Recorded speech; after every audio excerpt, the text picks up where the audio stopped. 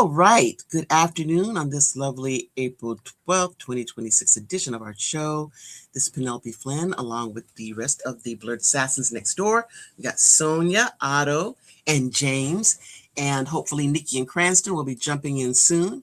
But before we get started, as usual, we will discuss a little about the weather. And Sonia, since you're up top, how is your weather? It's a gray 57 degrees. It's gonna get nice and warmer, but it's gonna get cloudier and cloudier, and then it's gonna plummet again, and then we do the same cycle all over again. Wow. Wow. So when does it, actually get warm for good up there? Well, gonna get warm because it's gonna be up into 70s during the week, but it's gonna be all during rainstorms. Oh, So there's predicting. I'm looking right now. Next Saturday is supposed to be 79, but cloudy, and then on Sunday's another rainstorm, and then it drops, and then it's going to build back up. So I think we shouldn't get below the 30s for a low anymore. So wow. technically, that's warm. That is incredible to me. I mean, 30s this time of year is incredible. Yeah. All right. And how about you, Otto? How's the weather? It's still like California. It's a little rainy, but it's pleasant weather. I can't complain at all, which is, as you all know, it's very difficult for me. So it's good weather. Good. All right. And how about you, James? Tell us. Good weather, right? It's 54 degrees. It's sunny, but we still have strong winds, especially coming off Mhm. the river here. Is it? Have y'all had rain though? No, No rain. no. Wow. I mean, if you want, I can pour some water out the window. If No, quite all right. I don't that want should. anybody to do anything on my behalf. It's going to cause some strife. No, no, No no, no. thanks. There's no No thanks. thanks. All right, y'all. So I guess you know the news. I'm sure you do, James. That this past week, a couple days ago, we found out that Africa Bambata has gone on to his reward or his punishment, as the case may be, and it brought back to mind, the fact of, something like Planet Rock being such a huge hit and being part of that science fiction R&B and funk um, time that we dealt with primarily when we were coming up, and thought it'd be a good idea to discuss reprise, you know, this issue of how R&B, science fiction, funk, our music, all kind of converge. So uh, that's whoever wants to get started, because I know unfortunately Nikki's having some trouble getting in, and she's such a big fan of Earth, Wind and Fire, and Earth, Wind and Fire has huge discography, and part of that discography does involve a lot of things regarding space and science fiction, and I hope that she'll be able to jump in and discuss it. So hopefully that'll happen later on. But James, from your perspective, now as we deal with the issue of this death, and they said they think it was from cancer, but Yeah, it was from complications from cancer because I didn't know until a friend that grew up we grew up together in Bronx River houses contacted me, and then I confirmed it with my what we call outlaw nephew. Um, no, well, it's like this. Um, we grew up together. Okay, a lot of people don't know his actual name was Lance Taylor. Okay, and he was uh, he was just the only child. His mother was a nurse, and how he came up with the Zulu was that a bunch of us went to the Ward Theater. I wasn't there, but a bunch of kids from the neighborhood had went to the Ward Theater and saw the movie Zulu, hmm, and he was fascinated with that. And then another movie that started a trend in New York at the time was a movie about the Hells Angels, and people, loved the colors. And you started to get a lot of gangs. And first, he tried to start up a gang called the Savage Pirates, and at the time my brother was had started up another gang in Bronx River, Power, Hmm. good for People's Organization War Energetic Revolutionary. Because the Black Panthers were also coming through the neighborhood. But he joined the Spades. He became their, I guess, warlord. That warlord back then, that's a thing where if you had a dispute with another gang, you would send your warlord to their turf or whatever territory to talk to their warlord to put down the ground rules for a fight. Okay. By 1975, he started the organization, which was basically, people who were in Bronx River, former gang members. And then within a year, he started the Zulu Nation. Hmm. Okay. The Zulu Nation exploded. Um, at that time, I guess because I didn't join, we kind of were on the outs. You know, we weren't feel.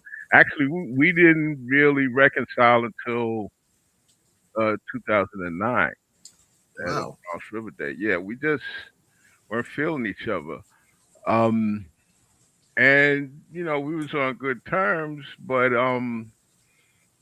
he needed to atone for some of the stuff he did because actually, where I lived in Bronx River, the president, or rather the head of the Bronx River chapter of the Zulu Nation, confided in me, an incident that happened with him. Hmm. And, I just kind of wish that I mean, he did a payout, Hmm. but I just, I guess he did it kind of, begrudgingly. And I just wish he would have atoned for some of the things that happened. Hmm. Yeah. And it's interesting though because during that period, I don't know. Do you think that he was more affected by with music, etc., Right. by people like George Clinton, Parliament Funkadelic, or do you think that he was just doing his own thing? Was he affected by like the European market? What do Yeah. you think? No. Well, it was as George Clinton would say, everything is on the one. And George Clinton plays a very big part in Afrofuturism. Mm-hmm. Okay. He's one of the foundations. Him, Sun Ra, Octavia Butler, and you have to add also Samuel Delaney. And if you go into the catalog of George Clinton, is heavily, heavily in, in hello, heavily influenced by science fiction. Mm-hmm. And also a little bit of horror. Yeah. You know, so I mean, you can go starting. I would say, actually, I would say maybe 1973 with Cosmic Slob to stand on the verge of getting it on. Let's take it to the stage. Tales of Kid Funkadelic, One Nation Under a Groove, Mm-hmm. and we also it's not just the music, but if you look at the album covers, okay, which the majority of the albums were drawn by Sir Pedro Bell. Hmm. Okay, so you have all of these albums, and then Parliament definitely. See, because it was two sides of George Clinton. You had the Parliament and you had the Funkadelic, and that's why those that know Right. would call it a Parliament Um, Funkadelic thing. right. Right. You know, so when Planet Rock came out in 1983, yeah, it was heavily influenced by George Clinton. I mean, Bam, uh, Mr. Biggs, Pow Wow. I mean, even on stage, you know, they had a kind of costume, Afro-futuristic thing. Mm-hmm. But we also need to acknowledge the ladies because LaBelle, Yeah. Yeah. you know, Absolutely. they were definitely heavily influenced by science fiction. I mean, just look at their costumes. Right. The song "Space Children." Mm-hmm. Okay. You also had Undisputed Truth. Okay. The thing about Undisputed Truth was they were doing their thing up until I say 74, but they saw that they were kind of like every other group on Motown, you Mm-hmm. know, because that was the time of the co-ed groups, male and female Mm-hmm. singers in the group like Fifth Dimension. Um, so 1974, 75, they changed their game. Okay, they started to dress up in again science fiction, Afrofuturist Mm-hmm. costumes. They were wearing these big white Afro wigs, and their songs started to get a little more gritty. I leave it to you. I'm just gonna say one of their songs is called Putang. Okay. Okay, I used to hate it till I ate it, but um, Oh my goodness. yes. Oh me, oh my.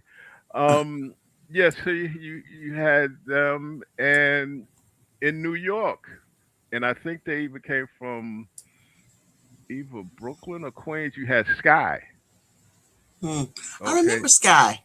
Right, right. They dressed in. Here's to you, Right, Hmm. there you go. just Yeah. for you. Hmm. Okay. And they dressed up in kind of like, I don't know, space superheroes, uh, type of thing. So Mm-hmm. yeah, you had some groups in the R&B and funk, definitely. And see, we can't forget that a lot of Jimi Hendrix, a lot of his songs were based on science fiction Mm-hmm. because one of his favorite science sci-fi authors was I think Philip Rivera, or Hmm. the name escapes me right now. Philip Rivera, or something like that. So yeah, getting back to, and see, the thing about what stood the Sonic Force out from everybody else was, excuse me, they went for that, you know, sci-fi Mm-hmm. futuristic look with a, a teensy bit of craft work threw in for spice. Yeah. That's what I was going to say. Now, you know, hard, heavily influenced by the European, Mm-hmm. club. I guess club music is that what it's Yeah. called? Yeah. Because I mean, Trans Euro Express. Which Penelope hates, by the way. But Yes, I do. it But is the it was the bomb. Listen, let me tell you something. It was the bomb Yeah, having that on your boombox yeah, and on the A train going downtown yeah, to have the whole car playing the craft work. It's like, oh man, this is so much synergy. yeah, It's a yeah, song about a train. I'm on a train. yeah. And for the record, Kraftwerk, they were part of the what they call Kraut rock movement in Germany. But that was such a game changer because I remember going to the record store and I asked for Kraft, Trans Europe Express by Kraftwerk, and the guy said, "Oh, the album is over there." And I looked. I said, no. I asked for Trans Europe Express. That looks like four white guys that probably play a glockenspiel and an Yeah. accordion. We had that. We did have that. You Yeah. had that album? Yes, we did. Oh my god! How did you hate it then? I can hate a lot of things that I own. Well, Okay. well, you know what it was. What also what the thing about craft Trans Europe Express was it wasn't just hip hop. It was also a good record to hustle off of. Yeah. Yeah, And the but you Yeah, thing, know what? the, But it was but they sample it in Planet Rock. yeah, And the because you know yeah, sample in why? Planet Rock is better than the song itself. But I don't. Well, you know, but that's debatable. Number one, but number two, the thing is that there's so much. There's so much. I guess instrumental. There's so much. There's so much break there, but nobody's saying Hmm. anything, right? It's Yeah. just pure. You know, just Yeah. yeah. e- every homeboy that I know of like that thing. And then when they came out, when Africans Zimbabwe came out with that, and Yeah. then the zzz, it's Okay. like, oh my god, Uh, oh my god. okay. Yeah. So yeah, science fiction, especially from the late '60s moving forward, you had science fiction influenced a lot of black groups. You know, Hmm. Can we say um Grace Jones too? oh yeah, Can Yes, we of say course. Yeah. yeah, yeah, Yeah. definitely, yeah. She was a big um. Well, she the thing she brought to the table was she brought um she brought a Caribbean based funk. She also brought sci-fi, and she Hmm. also brought the avant-garde modeling Hmm. art aesthetic to Hmm. music. Because some people, they look at the album, some of her album covers, they like, what the? Yeah, they're very artistic. Yeah. Yeah, very I mean, my title for Grace Jones, my favorite album, of course, is "Slave to the Rhythm." That, yes. that is art. I love that album. And see, that's another thing. If you get if you listen to say "Slave to the Rhythm," What the heck is that you're watching, Cranston? Oh, is it? Is it? you better take that Uh, off of there before you get taken down? yeah, yeah, we don't know what that is. Yeah, man. Yeah, look like you yeah. looking at a Move the B screen. movie. I don't know what that is. Yeah, I don't want to be accused of, doing things and stuff that we don't Yeah, want to you be better cover accused of. that up. Yeah, we're talking over it, so we're not talking Yeah, about it. We're talking over it. Okay. So yeah, yeah. All right, there yeah. we go. yeah. Thank you, sir. But So Grace Jones, Slave to the Rhythm. If Yeah, you ever see that video that she put out with that Slave yeah, to yeah, the Rhythm? yeah. and see another thing with her is she also in if you listen to the beat, she also introduced people to go-go. Hmm. Okay, because it has a go-go beat, and for Okay, those okay, okay. Let's stop. Let me stop you there. mm, What do you mean by this go beat? What is that? go-go is a genre of music that originated in the Washington D.C., Maryland, Virginia Hmm. area. If you the best I could tell you is go to get look up Chuck Brown and the Soul Searchers Hmm. and listen to I Feel Like Bustin' Loose. Oh, of Now you course. know what? I feel like busting loose. Yeah. So Give it a branch out. so Give it a branch out. so I was in DC for a little Hmm. bit, and someone was asking me something about that, and I said, "Oh yeah, I like Chucky Brown too," and they laughed. They all laughed at me. So I don't know whether Chucky Brown the same as Chuck Brown. They probably thought you were high. Was talking about They told me chunky to take my cheese. ass back to New York City. That's what they told me. Uh, Okay. well, well, I just know him as Chuck Brown and the Soul Searchers. But then Hmm. again, you know what it might have been too? Hmm. That they might have feel that he's kind of kind of superficial. Everybody knows Ah, him, and that maybe if you mention one of the more deeper go-go groups down there, they would have said, "Oh, okay, he know what he's talking about," mm-hmm. because everybody knows Chuck Okay. Brown and the Soul Searchers. So they were laughing at me. There was grown people who were lawyers and stuff, and they were laughing at me. Mm-hmm, And I ran to my office crying, mm-hmm. but I didn't know why. I didn't know why they were laughing at me. So like, usually people laugh at me. I know why they're laughing at me. Right. But when I said that, I try to say it like I knew what I was talking about, but I obviously did not. Oh well, And see, so all these DC people said, "Whoa, what a," they started laughing, and I yeah, ran to my office. So It's a rather rube. You don't know. yeah, you probably should have said, "Listen, the only thing I know about go-go is what's that guy's name, Chuck or Chucky or Brown Yeah, or yeah, yeah. whatever." Then they would have said, "Oh." yeah, But what's the name of that song, Penelope, that you like by Chucky? Is it Chucky Brown? No, I you give call a different. You give a different person. Well, who's that? What's that guy's name? Chucky Chuck Booker. Chucky Chucky Booker. Booker. Yes, a different person. Or a different guy? Maybe that's why they laughed at me. Yeah, Yeah. yeah, they probably that's kind of like uh uh a white person say, "Well, I like the Congressional Funkadelic," Yeah, yeah, I know. I don't, I didn't. I don't mind being laughed at. Especially by other black people. I don't mind that. I don't care. But it's funny to be laughed at and told to go back to New York City where I came from. And then I, I said, screw all you DC MFers. But I was wrong, and I didn't know why I was wrong. So now I know. Now we know. Yeah, that's kind of cool. Though. Because I never heard of the go-go sound.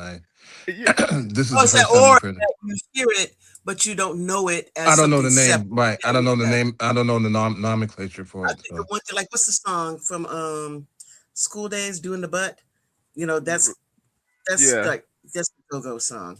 is that a go-go song? Mm-hmm. Really? Mm-hmm. Huh? And why is it go-go song? Why is that? It just Because is. it's one of those DC group things they put out with like the Ah, it's kind of like sophisticated James Brown or something like really Well, sophisticated?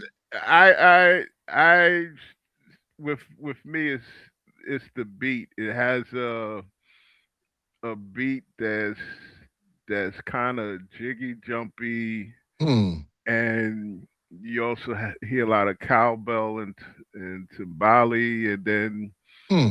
the horns come in and out. Well, yeah. if busting loose is any example of that, that is a boss song. But Yeah. but I would say this: the people in DC, they they feel inferior to New Yorkers. That's just the way it is. Oh yeah, They oh they yeah, they look for any opportunity to make us look bad, yeah, and I provided them with an ample opportunity for do Yeah, it. there you go. yeah.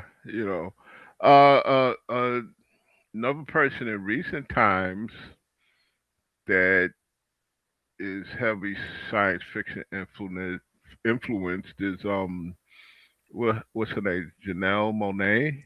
Yeah, Yeah, yeah, absolutely. Yeah, Absolutely. Yeah. yeah. The, I but mean, the thing about Africa Zimbata mm-hmm. and the Bambata, Zimbata. Okay, Bambata, Bam. listen. I Bam. won't connect. I won't correct you on Mondani, and you can not correct me on Zimbata. Okay, we leave each other alone. Okay, here's the thing. the his his his his life though, Mm-hmm. and you touched upon it a little bit, James, with his upbringing and everything. But there's a very, very, can I call it dark side Mm-hmm. to his existence and what he did. And, although, his music is, unchallengeable, right? But the things that he did,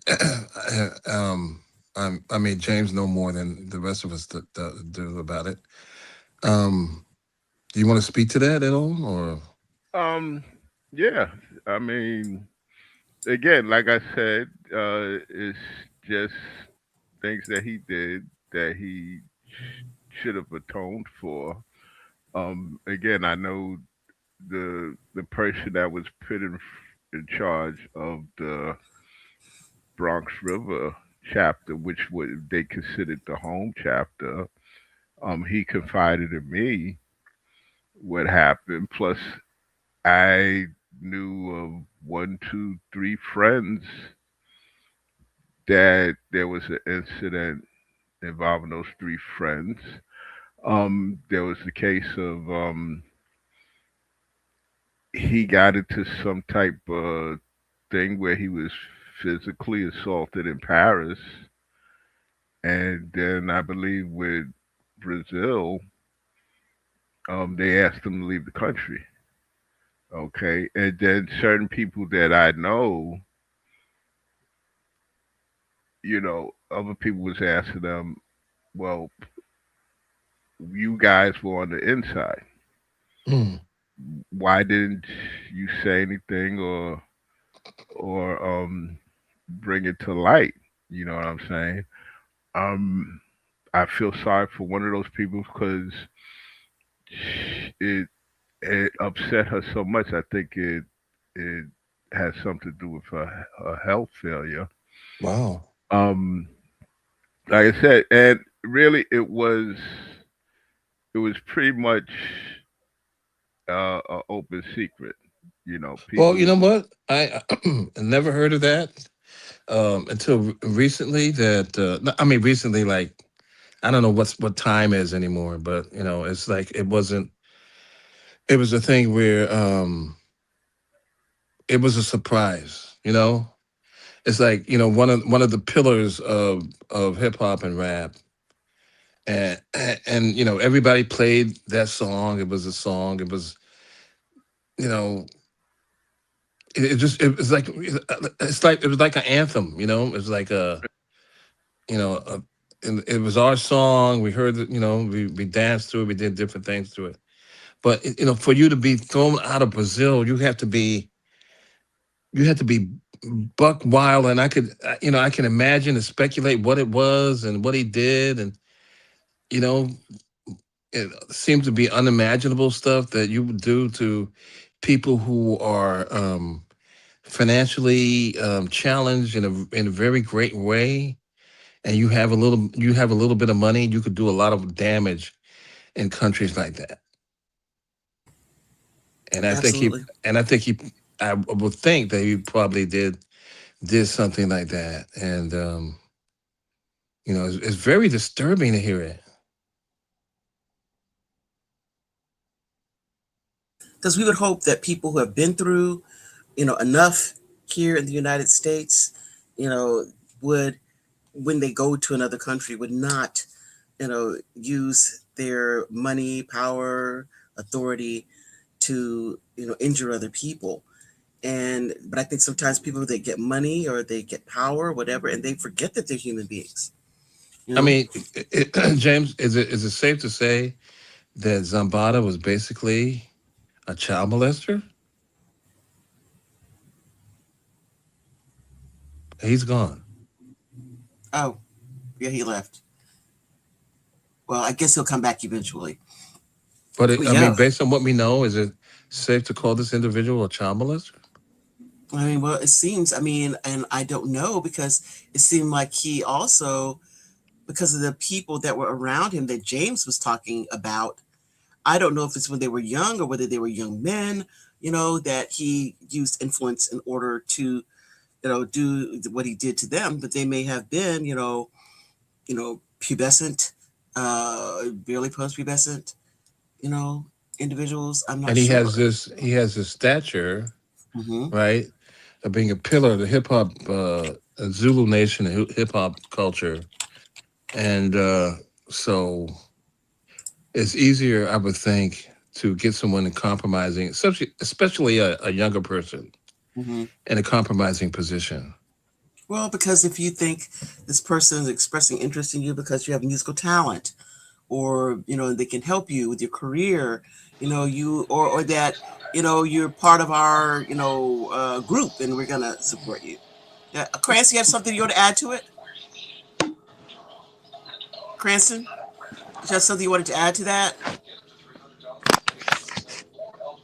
Let me ask you this though, Penelope. You've Uh-huh. been in, you and your family have been in the music industry, or Mm-hmm. touched upon the music industry. Does a lot of that go on? Well, the thing is, understand that we were girls. We were heavily guarded. We had our mother was a stage mom. Well, I mean, not necessarily So happened to you, but uh-huh. having heard of stuff like that happening to people. Well, understand that again, we were girls, and the people around us were very careful about what was said around us. Okay. So some of the things we gleaned, from what was going on around us. Other stuff, nobody, you pick up stuff as you were going around people, for instance, I don't, you know, it's kind of things like, unless somebody else has said anything about it, I'm not saying anything because I don't want to get sued, for what it was that I saw. But yeah, it's yeah, there's stuff that went on, and I mean, you would just kind of see, it's like, well, that was interesting, but you keep it to yourself, Like I mean, like people preying on younger people because they want well, to get into the industry. yeah, or you see them with people that you say, huh, that does not seem, this person doesn't seem to be doing anything in the industry. They don't look like they're, singing or dancing or stuff. They're awfully young, and why are they, hanging around with that person? You know, that, Hmm. it's a person look only a little bit older than me, and I mean, granted, I'm even high school age, but still, you're like, this person old enough to be their parent, and they don't seem to be doing anything. I don't see them in the engineering room doing anything. So, Yeah, and it seems to me, looking in from the outside, that a lot of these kids, they're underage kids, hmm meaning they're under the age of 18. right. They seem more grown up than the age would tell people that hmm they're 15, 16 years old, but they're acting like they're 25. Right, because people, a lot of times, people's families and stuff grow them up fast because they want them to have those relationships with these people, thinking that'll get them money or fame or just money, or access. You So I think think there's that any? happens. You think there's any? I mean, I look at these people and they, when I look into their eyes, and being in New York City and seeing people like that, when I look into their eyes, they have this like adult kind of look about them, like you're a kid and you don't know what's going on. I'm the same age Well, as you are, but I'm more experienced. And do you think there's any right, regret that people have for that? probably when they get older.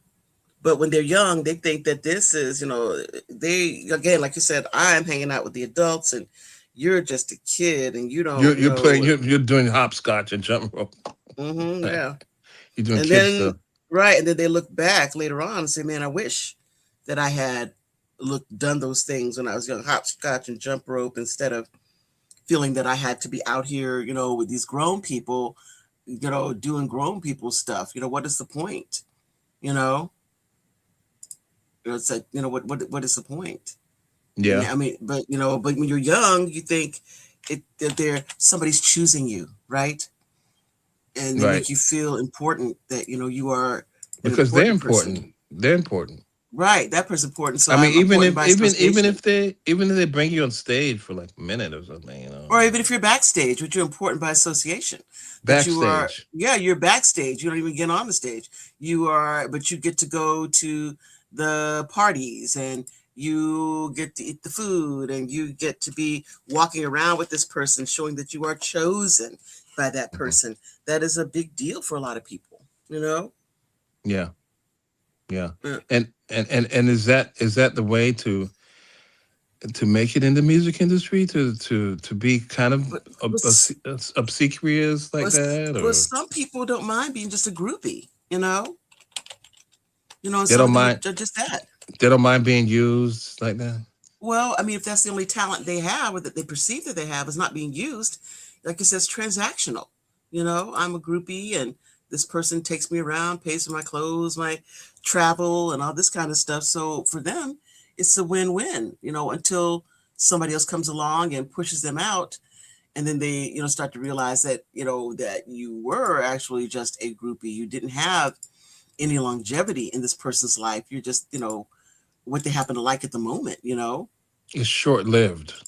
Yeah, I mean, some people are around for a long time. Some people not so much. I mean, who is that? For what's his name? Jimi Hendrix. The woman, the Mary. They constantly, whenever you see these films and stuff about Jimi Hendrix, they're always showing him with some Anglo woman. But actually, his muse, the one who traveled with him, was a black woman. Her name was Mary, and that was his groupie, travel companion, whatever you want to call it. But they want to show him as something else separate, from our community, so that, that's the only way that he can be quote unquote acceptable, good, a star. But no, his traveling companion was a black woman. And Zimbata wasn't a very attractive man. No, he were not. I mean, maybe to some people, but yeah, a lot of people not. To most people, he was not. He had a lot of paraphernalia on him. Mm-hmm. I think he was kind of maybe not confident in the way he looked. Well, if he wasn't that confident, then my question is, why you wearing that skin tight suit and stuff, dancing on stage like that with your gut hanging out? That's all I want to know. Just tell me, because I saw him perform, and I'm like, why are you? When did you see him perform like that? Oh my gosh, had to be late 70s, early 80s. Oh, okay. Well, I guess he's like, take me as I am. Yeah, I mean, that's right. But you know what? If you can buy that type of, people, that type of adulation, then who cares whether me or anybody else actually likes him? He can buy that. Yeah. And from people who probably are a lot better at making you feel better about yourself than I could ever be. Right. And I think one of the attractiveness of Africa Bambata was that grown-ups just did not understand that. No, I guess they didn't understand any of that. They didn't understand any of that stuff. Yeah, which made it more cutting edge, didn't it? I probably, that we, as this is our music kind of thing, it's not like, my as I would say, was it doo-wop music and stuff like that. That doo-wop. Other people, oh, this is such a great song, doo-wop, Or if you had to, oh my God. or you had to dress up in a suit. Right, and no dance like steps, and do dance steps, right. I know, when I was younger, that's the background, like my mom and those people came from, that groups had to be doing that, like you dressed up and, your outfits, but they were coming from a different time, that, Black people had to be kind of like, quote unquote, proving themselves to be civilized. Right. So they are overcompensating to some degree. It's not jungle music. It's not jungle music. Right. And then if you got people like Africa Bambata, they don't care if some person calls it jungle music. They probably would have liked it. Yeah, they leaned it. And the same thing with Grace Jones. I mean, Grace Jones, when she came out, she looked like no Black woman ever looked before. Yeah, because she didn't try to lighten her skin or during that period. Have long flowing tresses. Right, man. Yeah, Grace was amazing. Let's say or sing, lovely ballads of love and I guess being dominated by some man. Grace Jones, that pull up to the bumper, baby. Yeah, and your long black limousine. Yeah, get it going on. I expect you to perform. It's like Yeah, that was the man. That was the thing. I bring the meal, you bring the utensils. Let's eat.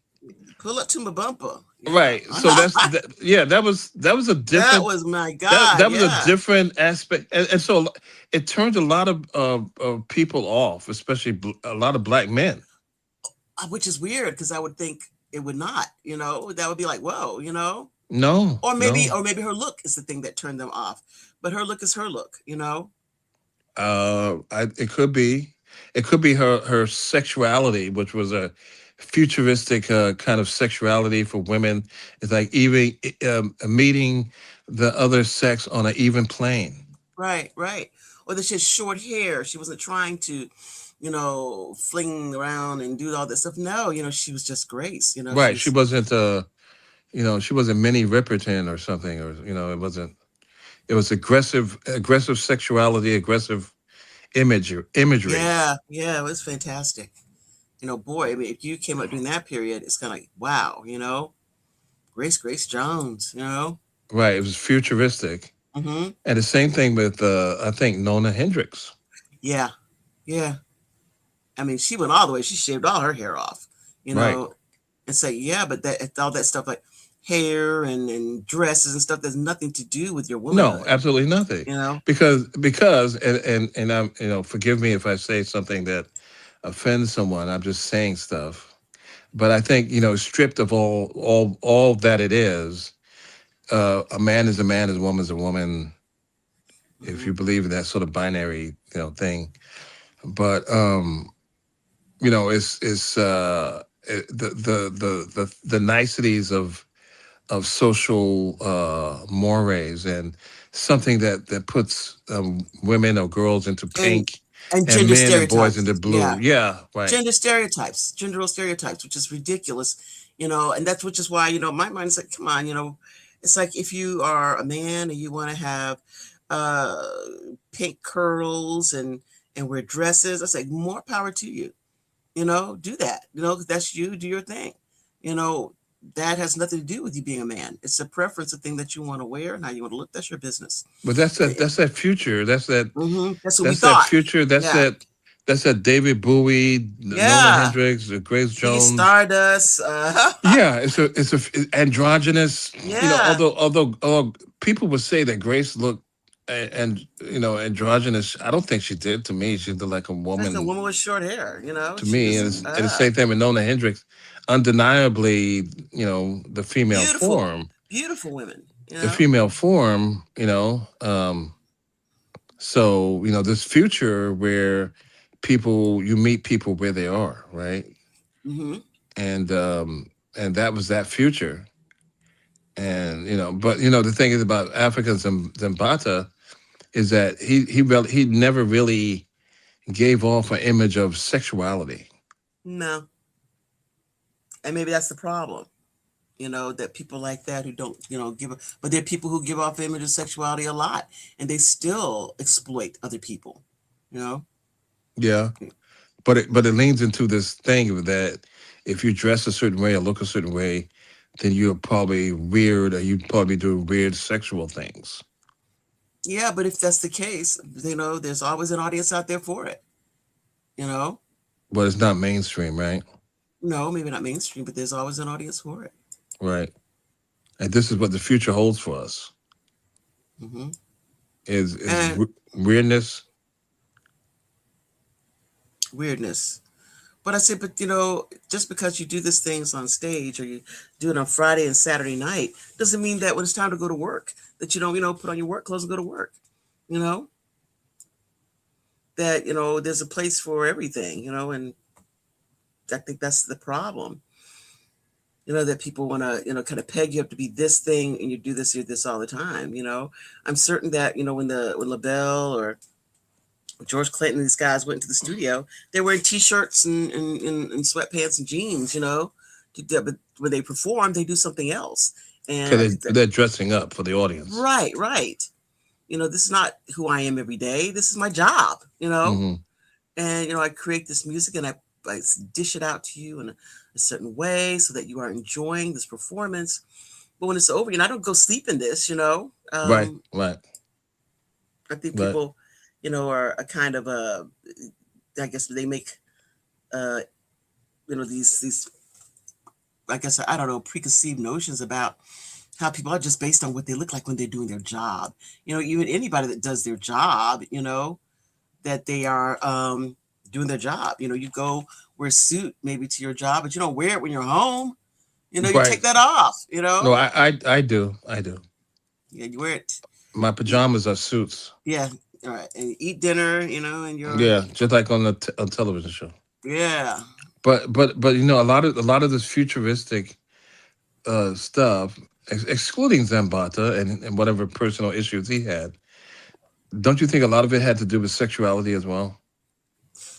Well, I mean, I don't know sexuality, or what do you mean? Their personal stuff, or are they on No, no, stage no, no, stuff? no, no, no, the stage stuff. Well, I don't know, because when you're sometimes talking about things at space, you're talking about where we're going next. I mean, think about like Earth, Wind, and Fire. They're talking about where we're going. That we're here, but we're going to be there. We're talking about sex and sexuality. It's like another world. We're making that move. Right. So, and some things are much bigger and broader. I think it's not just that part of it. It's Pro- other parts pro- of it as well. Probably more representative of freedom. We have finally have the freedom to express ourselves and see ourselves in the future. Yeah, because Because up until then, you hmm couldn't. There wasn't anything. Only Star Trek had a black person in the future. yeah, and understand. I mean, I think about things like I was looking at one point for a ghost story to get something that was in the public domain to read on this podcast that I was supposed to be doing, and I could not find ghost story by a black woman that was in public domain, because everything that was written in that period was basically, how about how I got my freedom, and about the escaping slavery, or something that is very personal and very real, nothing that related to any science fiction or horror, because daily life was so much of a horror. They didn't write that. I guess the closest person to that was going to be Zora Hurston, and I think it is wild when you consider looking back during a period when things were public domain. It's very What do you difficult, what do you mean? What do you mean, Penelope, by public domain? You mean like there's no copyright on it Right, anymore? right. So that you could read it on the show and not have to have any problems with copyright issues. So they were looking for things that were public domain to be able to read. But what And about things that aren't public domain? I mean, the They, things but that they there are necessarily. things. No, there are things that are not in public domain. Those are more recent things. But I'm saying things that are in the past. So say that in the past, at a period when other people, other women, were able to write their science fiction, their horror, and things like that, that our women were just getting to the point where they could write about what actually happened to them. About things that are based in reality. And I think also things were so, I mean, if you wrote actually about reality, it would be kind of like a horror story, right? So, yeah, that's, the way, at least that's the way I perceive it, you know? So, but it's like Sonia was saying, the freedom, right? Right. You become unmoored by And the past, and you become unmoored by the restrictions that are placed on you, right. which includes sexuality, right? So, Yes, that too. And all these things you're now able to write about things that are, you know, either they are, what is it, somebody uses, what's that term she used, wish fulfillment.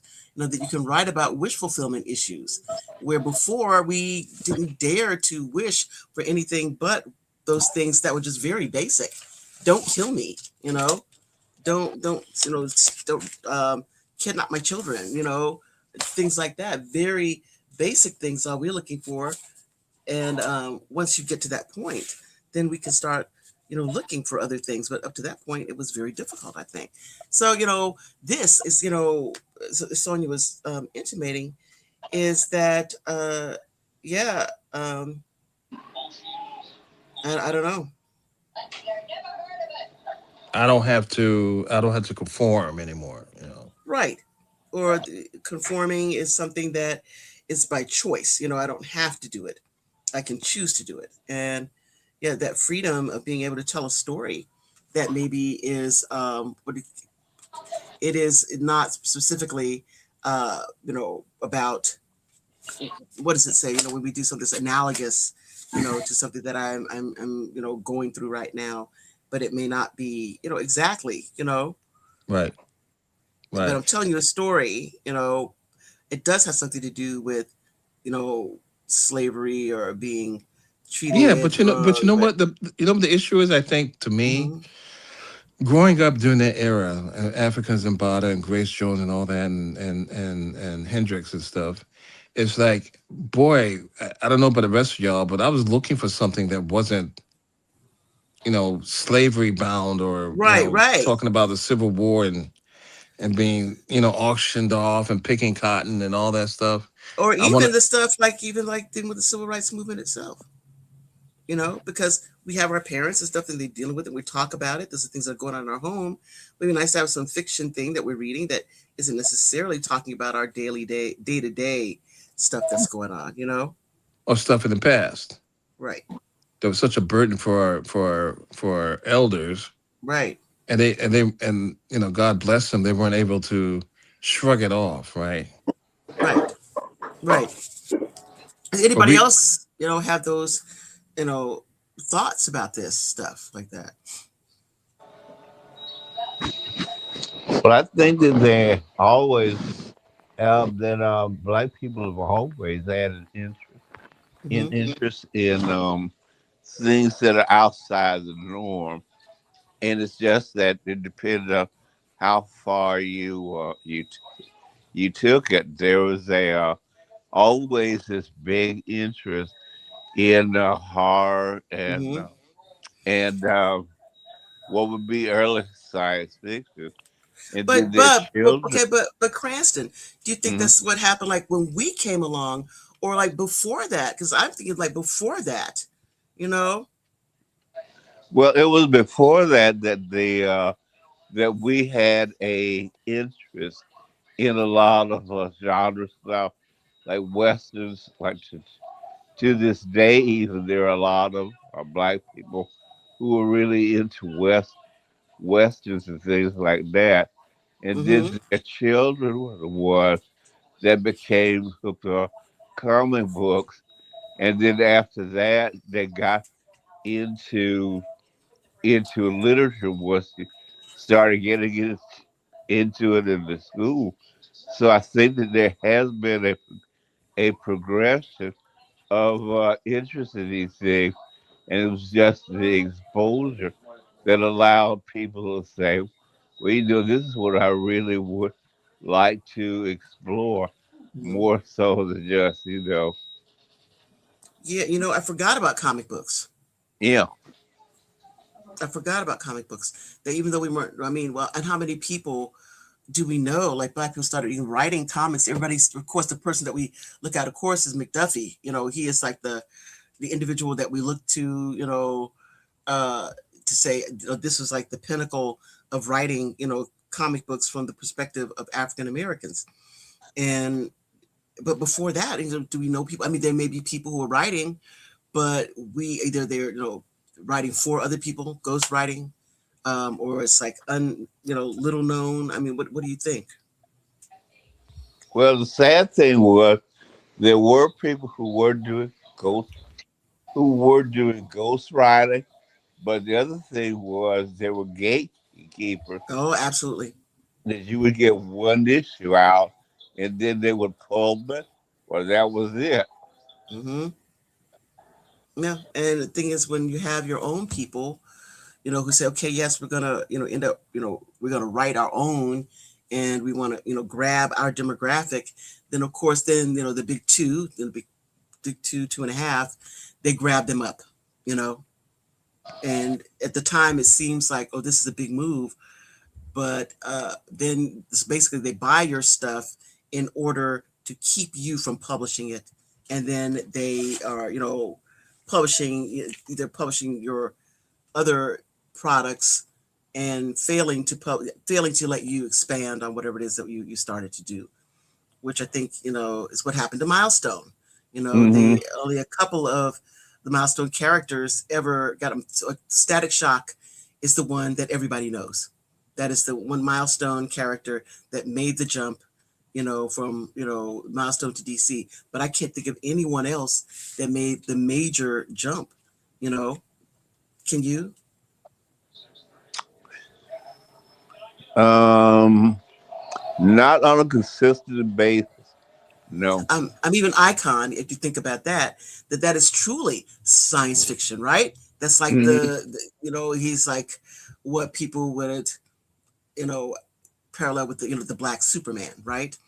And he's an alien. He's space, from space, but they don't have him front and center because that would be a character that is, created in opposition to, Superman, or that would maybe take away from the Superman market if people were looking for that particular type of character. If you think about somebody like the Martian Manhunter, which is their, thing, which is DC item, that, sure, he's from Mars, but they don't make him look like a person that people, of course, his avatar is a black man. But, when he is in his natural form, he looks, like an alien, So which I think is interesting. Also, of course, my big, complaint, all the time has been, what's his name? Cyber, what's his name? Cyborg. Hmm? Cyborg. That they make him like that he is not, like his lower body is that he is non-functional as, it's a sexual being. And because he's young, he is intelligent and one of the most intelligent people in the DC universe. And yet they take this very important thing because then he cannot be a threat on that level, on a interpersonal level, to somebody like Superman or Batman. And I really. Well, my question is regarding Martian Manhunter. Mm-hmm. You said his avatar is a black man. Has his avatar always been a black man? No. But the current, but I mean, it can always change. But for the last 20-some years, yes, right. And even so, you think about somebody like the Green Lantern, that went from being a Anglo man to a black man, John Stewart. But the thing I liked about Green Lantern is that their names change. They're actually different people. Yeah, that's true. I mean, because the Green Lantern mythology has always been it was going to be different people. Right. And so they changed. So nobody can bitch and moan about Green Lantern because he's just a different person. But John Stewart is a different person. It's just been a very bad film franchise. That's all. Yeah. I think, but you know what? Maybe they should try doing it with a black person in it. I think Aaron Pierre would make a great Green Lantern. Well, they did the Superman reboot. And Green Lantern, who was that guy? I forgot his name. It was a white guy. Hal Jordan, not Hal Jordan. His name was Hal. It was played by a white actor, right? Yeah, right. Nathan Fillion played in the Superman. But which is Aaron really bad. Aaron Pierre. Well, he's supposed. In my mind, it's because they skewed so much older, and I think they should have skewed younger. That's all. That's all I was gonna say. Well, actually, it was what they're doing now is sometime in the fall, HBO is going to put on this series called Lantern, in which you do have a pairing of essentially Hal Jordan and John Stewart doing as a sort of a procedural thing. So they are making some headway in that direction. And most kids now know the black guy, as they call him, as John, Green. John Stewart. John Stewart. Because when Arrow was going off the air, they started to tease it, but the higher ups in HBO pulled it because they were going to show it as something else. So Aaron Pierre will be playing John Stewart. Yay! I think he is going to be perfect. Who's that? I don't know who that. But Nathan was playing. Nathan was playing the character in the Green Lantern because he was supposed to be older and jaded, and he's supposed to be an asshole. Well, so, but I think really, but I mean, he's like my age. He looks at least my age, so I think way older than he should be. I mean, he looks way older than what I would. He's presume. Young. He just had his birthday. He was born in 1971. Man, he's like 10 years younger than me. He looks like the same age as me. That's right. But what is who's Aaron Pierre? I don't know that actor.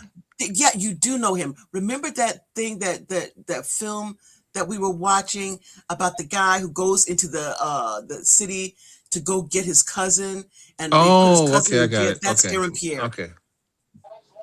Okay, I got that. Okay. Yeah, yeah, and I mean he's. I mean, what? Yeah, he. Wow, I think he'd be really, really, really great. Rebel Ridge. That's the name of it. I'm just the Rebel Right. Ridge. Right. Right.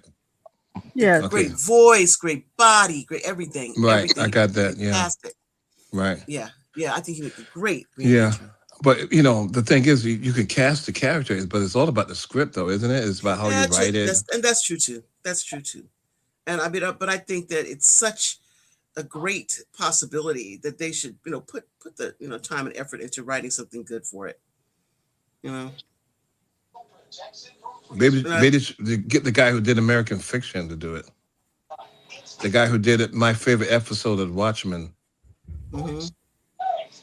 Yeah, but does he write this kind of stuff? Well, I guess he did the He did Watchmen. the Watchmen. Yeah. Yeah, so yeah, I guess he could. You just don't. We just want it to be nice. We just don't want it to be I just bad. wanted to be good. I don't want it to be Yeah, nice. I wanted to be that's why good. I just I don't want it to be bad. I just don't want it to be Right. bad. Right. Right. Right. Exactly.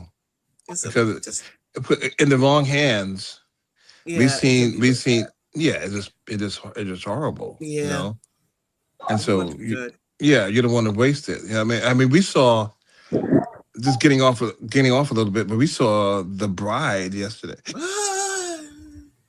Yeah, I'm glad I don't it's know been if made. anybody has anyone seen that movie, that film. Not yet. Okay. Sonia, have you seen the film? Nope. Okay, well, consider yourself lucky. Yeah. I can't get that time back. I'm sorry. Yeah, it's directed by Maggie Gyllenhaal, and it's like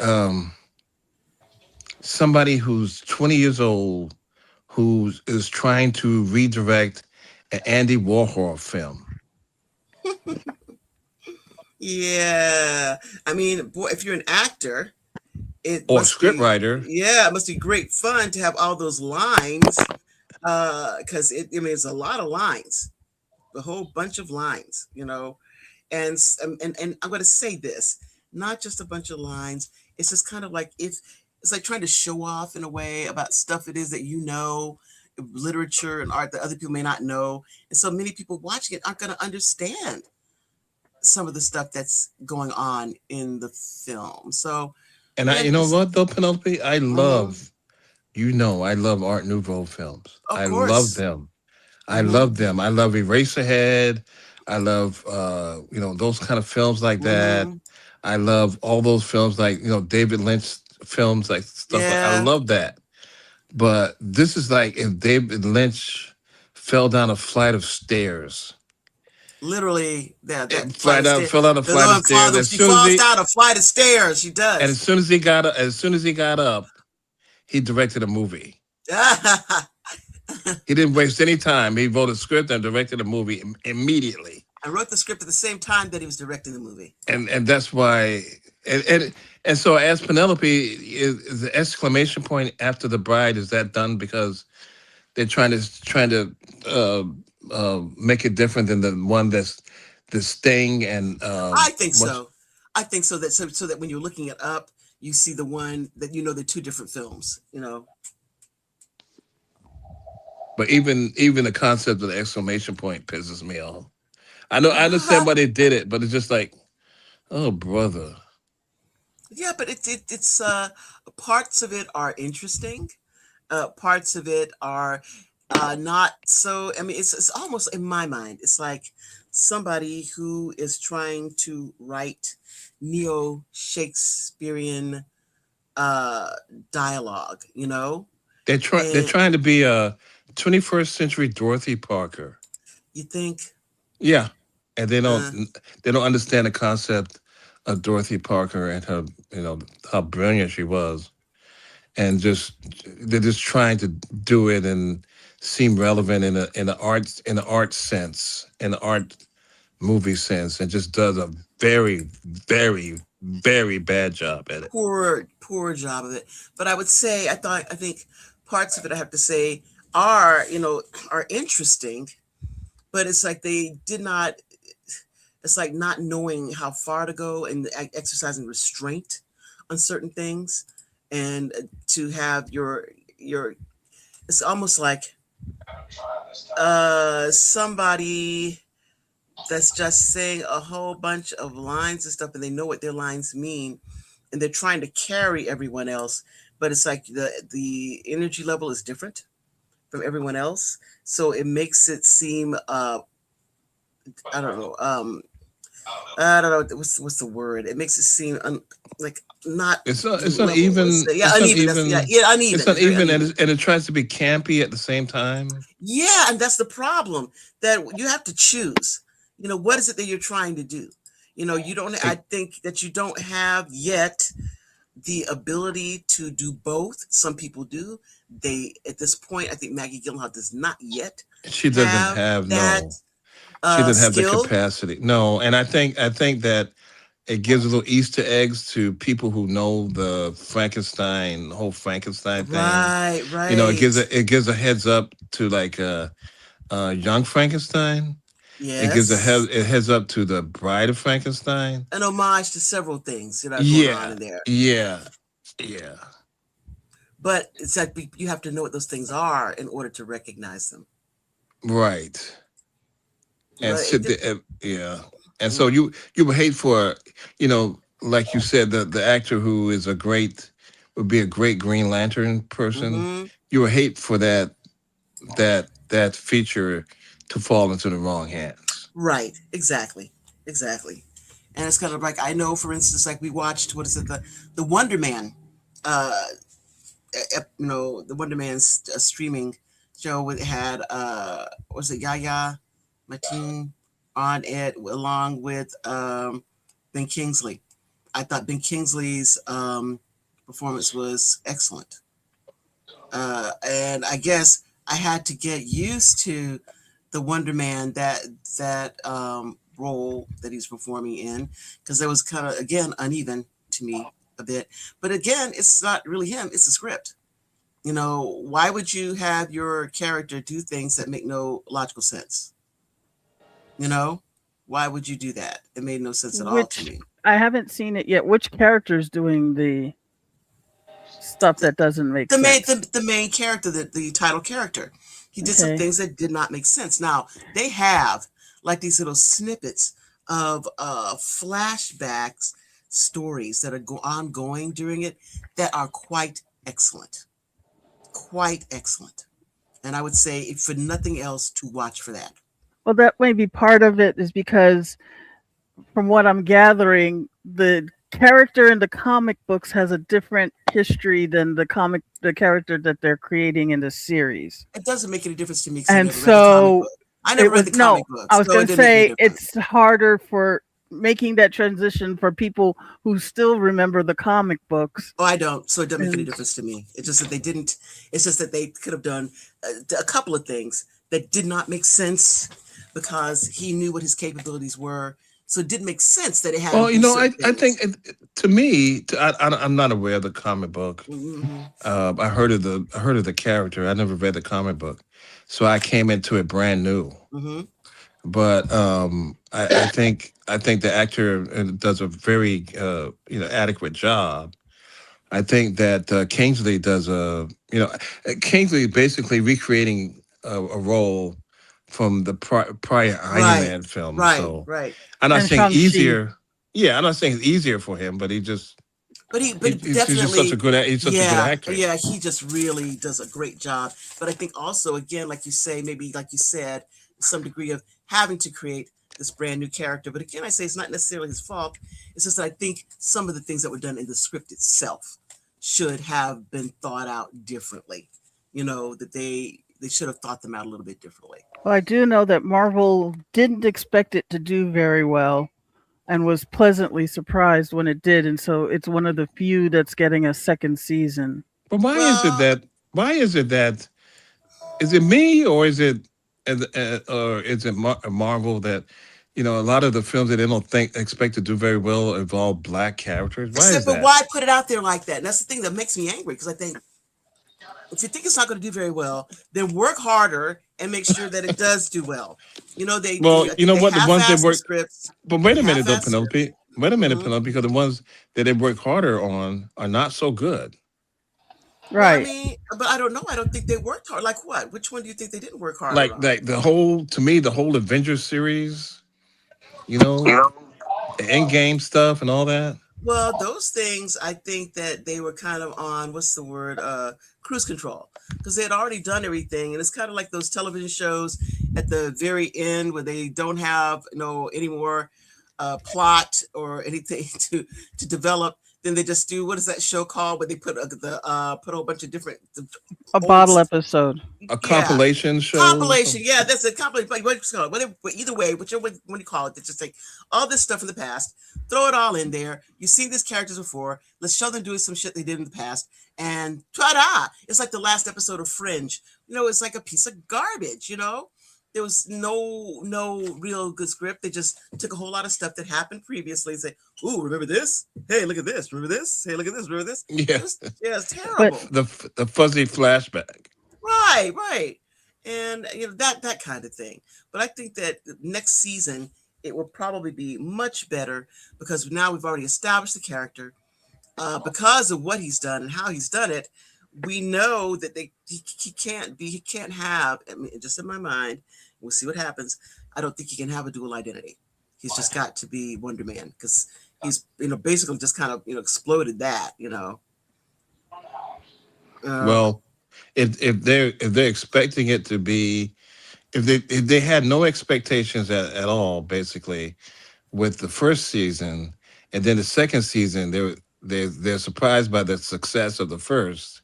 That doesn't bode well. It does not it bode doesn't well. bode well for the second. It sure does not. But it gives the creator more time to concentrate on making it good.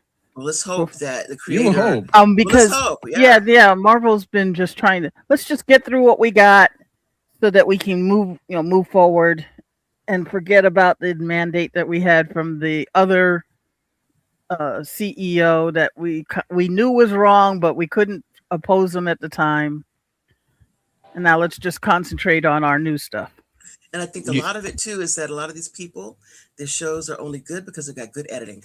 I think that a lot of them are, I think the writers a lot of times are not that good, but the editors are making it look good. And when you don't have good editors and they show it and it ends up being exactly what they made it, which is sometimes kind of puerile, and the people aren't self-editing, so I think that's another problem, that you're writing this thing, people are not truly editing it, so you don't have something where somebody saying, what, I see you wrote that great scene, but don't you believe that this scene has nothing to do with the previous scene where we were leading up to this scene? What the heck? Yeah, that's part of we're rushing through to get everything done so that we can concentrate on the new.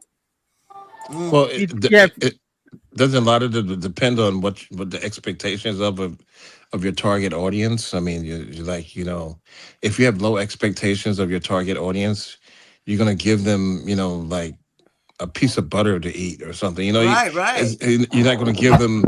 You're gonna save your caviar and stuff for someone else. Right. It's just like if you even look at like Daredevil, as opposed to all the other Marvel shows that came out of that time. It's like they put so much into Daredevil. I mean, so much. You can tell frame by frame. And then you can see where they didn't put in too much work. What's it, Jessica Jones?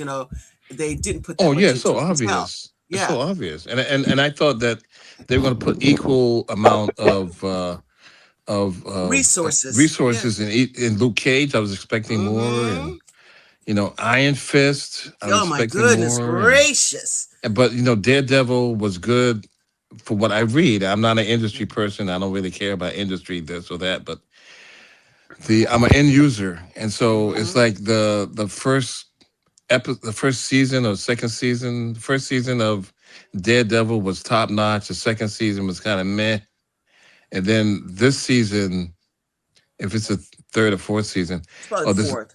Yeah, so this season goes back. They said they went back to their original success of the first season or so. So some of it yes, some of it no. I think that the love interest thing that they're doing, I think is like they have no chemistry as far as I'm concerned. Other people say they do. I don't see it. When they did the season with Elektra, the chemistry with Murdoch and Elektra was electrifying. It was great. great chemistry, and I just don't feel it. They're trying very hard to make the Karen character his equal, and it is not working, not for me at least.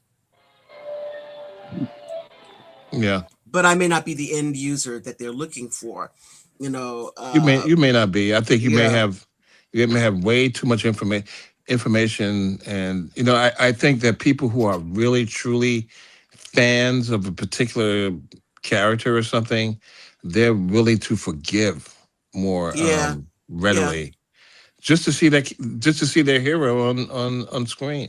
yeah. And Well, also, I you know, think that mhm. is that and the fact that Marvel figures at one point that they can put anything with Marvel above the title on the screen, and people Yes, will come to see it. yes, Yeah. Yeah, that's how that previous CEO was. Just push it hmm, out there, yeah. more, Somebody more, will more, like it. more, and nobody sat back and he didn't give them time to look for the quality. Well, you know Yes, what? It reminds me of the guy who was discussing Blade when Wesley Snipes was doing it, and they were thinking about putting it out or holding it back. And the guy said, I forgot, some executive said, people actually watch this just crap. yes. So why are you even involved in this if you don't have any faith in it? You know, you can't even have an opinion because you have no He's faith in gonna it. give. I mean, if he thinks the person thinks it's gonna make money, I guess they'll put it out there. But it's like, I'm not gonna watch this used toilet paper stuff. Right, right. But if you don't have any faith in it, you know, you aren't going to put any money into it. You aren't going to do what's possibly necessary to make it into a better product because he figures I'm just up here counting beans. I don't have uh any type of dramatic or comedic background to recognize whether or not this will be funny or whether it's going to be heart wrenching or whether anybody's going to actually like it because he's not going to like it anyway, no matter what they do. No, You know, Penelope James has come back, James, you're back. and we We were missed talking you. up. We were talking about Africa Zambata, and He's still with the Zim. Still with the Zim. Okay, yeah. Yes, but Bimba. he's Okay, you know what? Bambata, Africa Bambata. I'll leave you alone with Mom Donnie, and you leave me alone with the Zimbada. Okay. Bambata. Okay. So But last I remember, I did pronounce Morandani correctly. no, you did. You Yes. messed it up again just now. So Okay. the Y'all are crazy. so Good. the question was, we didn't know a lot about his personal life, and my question before you disappeared is, can he be framed as the I guess the term that is everybody shuns right now. Everybody shuns, not right now, but shuns forever. Can he be termed as a child molester? Can he be termed as a child molester? Okay, Yes. so let me say what the conversation was and say we don't know the age group of these people that were, in my mind, they were exploited or predated. Were they, young men that were like in their late teens? Were they younger than that? What do we, do we know? Do we have any idea, about what actually, who the chosen victims were? Well, the victim that started the ball rolling, I believe he was underage. That's the one that came out with the book. Mm-hmm. Under the age of 18. Is that it? Yeah, yeah. The first accuser was said he was molested when he was 15, and the Goodness. one who came out the book said he was victimized at 17. Hmm. Yeah, and So, as far as as far as the person that confided in me, um, I think he was under 18 too at the time. mhm. Okay, so that's pretty much the answer. Um, but Well, like I said, it was an open. It open was secret. pretty. Yeah, Hmm. it was a pretty much an open secret, and Was it open secret to people who lived in the Bronx houses, or was it an open secret to other people who were lived and enjoyed that music? Because I got to tell you, I did not know. I don't know anybody, and I don't know anybody that knew. And maybe because we lived in Brooklyn or something, I don't know. Well, it's like this, in the music business, you have situations. It was pretty much an open secret in Bronx River, Mm-hmm. because see, you got to understand, Bronx River. There were like three groups at the time in the early '70s. You had those that were either members or gravitated towards the black spades. You had Mm-hmm. those that were members or gravitated to the Reapers, and then you had those that were just Bronx River. So Okay, you think this stuff came from like the gangs that they this part of their gang affiliation? what do you mean by came from? I Well, it's just you have somebody who is like you say, what is it, Zulu Nation? Right. And so did he again use his position in Zulu Nation to basically be a predator, to people who wanted to belong to that group? Or was I it anybody?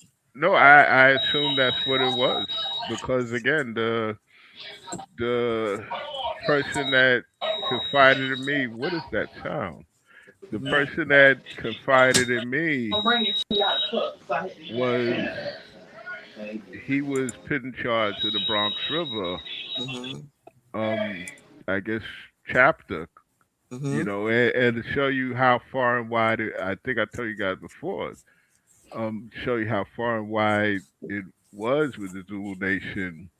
I Hmm. can remember coming home from work and this person he's standing in front of my building with two Asian men, Mm. and he's like, you know, everybody calls me Jerry. He's like, Jerry, I want to introduce you to two Zulu members from Hong Kong. Wow, that's Okay. cool. Yeah, so it was a worldwide thing. That's why it's good that one faction broke off from the original Zulu nation, so they're keeping it alive, I guess. Hmm. But no, like I said, it was an open secret. Just like we found out later that there was a mostly Latino gang in the area, the Supreme Enchanters, and we found out that the president of that organization was molesting members. My goodness. Yeah, and this is something that happens in just about every walk of life. You know, every Well, we would in hope not. We'd hope that these people are Yeah, I hope outliers. right. I Yeah, hope these are they're outliers. outliers. I mean, I Yeah, hate to go to my office tomorrow and find out that it's full of child molesters. yeah. well again. I mean, we found out years later of a lot of skullduggery that was being done under the name of Was it Abercrombie and Finch? Yeah, Yep. Abercrombie and Fitch. Yeah, They're nonsense. Yeah, and just like that doesn't forgive uh what this guy okay, Zimbabwe. I never I don't know. I'm not saying that you are, but Hmm. I'm just expressing my own opinion. I'm saying that it seems like someone who has a lot of talent use that talent in order to have access to vulnerable people. Well, that's pretty much what's going on with the Epstein files. Yeah, absolutely. You know, It's no so different, is And it? and Diddy and fill in the blank and yeah, These every people. every Listen. industry has the potential. yeah. It's whether or not the people in it act But on it. but let me say why to me this is different. Because I wasn't close to anybody. I'm not. I mean, James knew Bambata. Okay, he knows. Lance. He Lance. knows Lance. Okay, Mhm. I didn't know. I listened to it, and I felt it was organic and coming from our community. And so I feel a different way about it. So someone who's in Hollywood doing whatever, I feel far removed. I know Yeah. none No, of this you, makes sense. None of it makes sense to anybody, I guess. But yeah, it's none of it makes sense. It's like it's sad because you find out, years later that a person that their music you loved and Mhm. appreciated was doing that. That's just like, okay, you remember? I don't think if you remember him, but there was a singer from Brooklyn, Dr. York, Mm. right? Dr. York used to come out with like a lot of R&B stuff, like the Moments and Mhm. Blue hmm Magic. In fact, one member of Blue Magic became part of Dr. York's group, Passion. hmm It was a known fact that coming out, Dr. York was coming out of Brooklyn. It was a known fact that he had like a cult going Hmm. where he kind of like was getting in the head of a lot of young girls, and I assume more than getting in the head of you know. Mhm. But yeah, but it was a known secret. Yeah. It was a known secret, and then look what happened.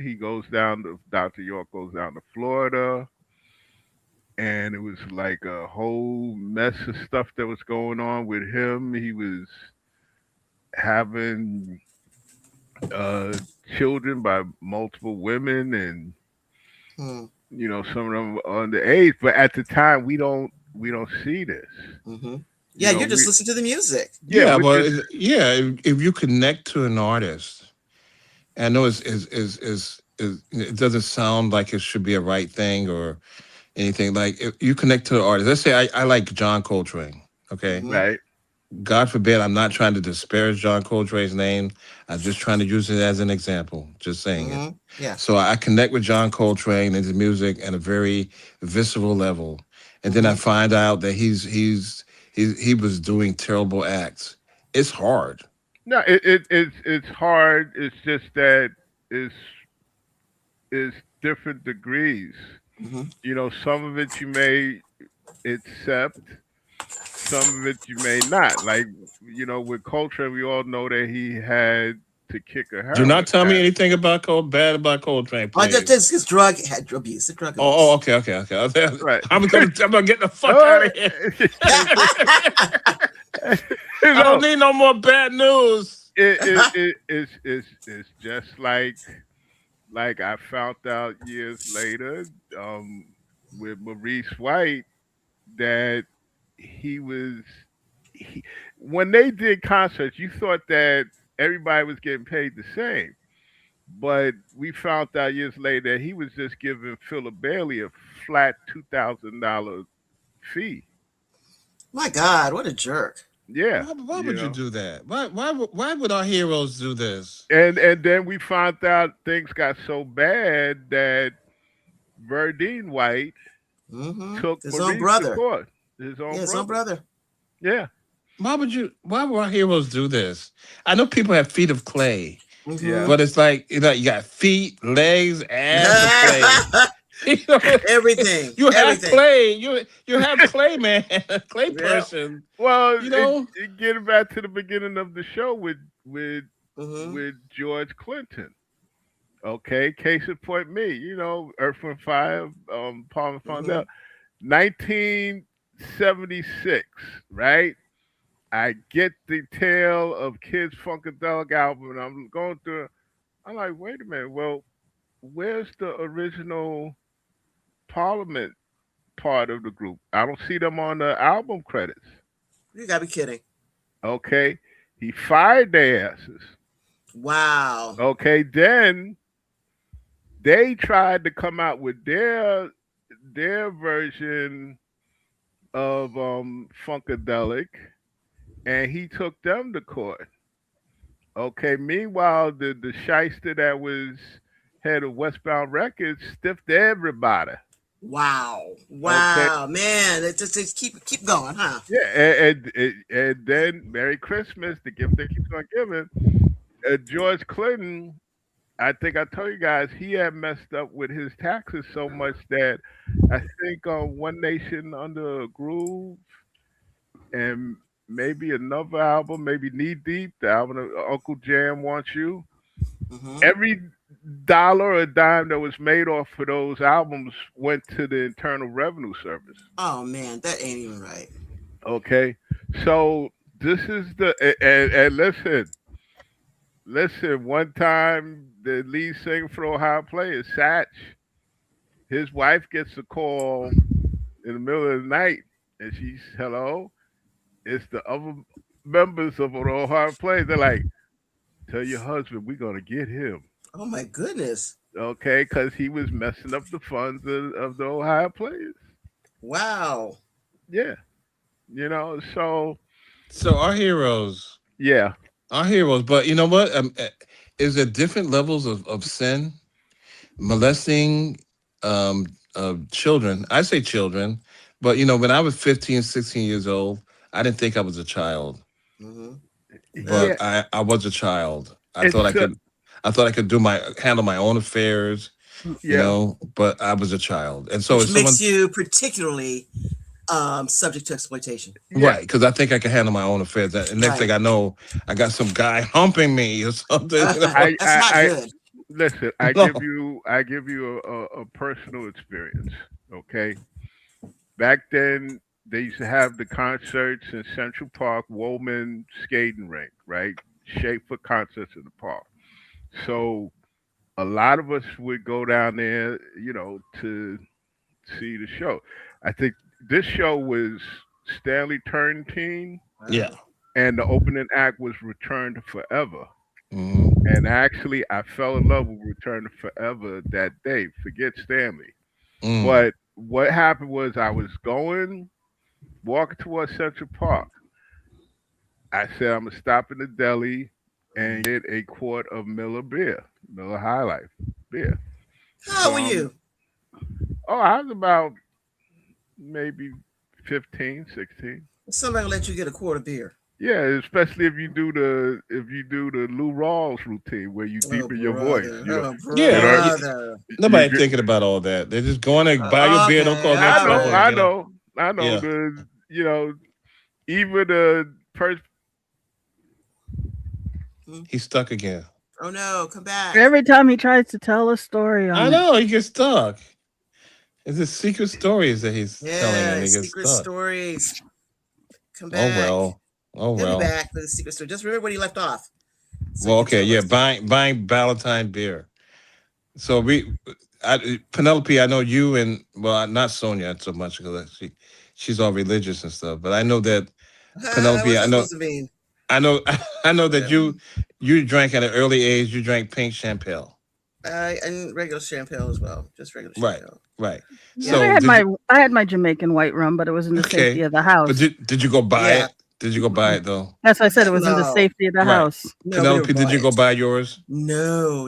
I mean, of Okay, course we go so with my aunt to the store, but we right, so never we're go. 14, 15 years old in Brooklyn, and we go buy Hmm. pink champagne, and they sell it to us.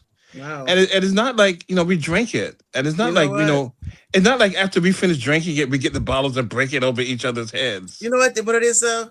They say everybody that in the industry, pink champagne, basically all it is like some what do you call it, a 7-Up or something like that with some Yeah, with extra. a Sure, yeah, Shirley Temple. yeah, with half a shot of whatever inside of it. Yeah, and that's for the entire vat. That's all it The is. entire vat. That's is all like it half is. a Yeah, shot of right, something in it. right, They know. I mean, exactly, it's just barely. So much less even than beer. So they right, know. exactly. And so you're drinking that, and you feel kind of grown, Yeah. And you're not gonna drink beer really because beer is to us beer tastes like garbage, Yeah, right? that's true. And so we bought the malt liquor, the Colt 45s, the Old English, Yeah. and we got that, and we just bought it and kept it moving. It was just nobody really cared about it. And But you know so, what? A lot of times people did know. Then when kids were coming in there to buy cigarettes, buy beer and Mhm. stuff, they're Yeah, buying it for their parents who send them to the store. that's true. That's true too. That's true too.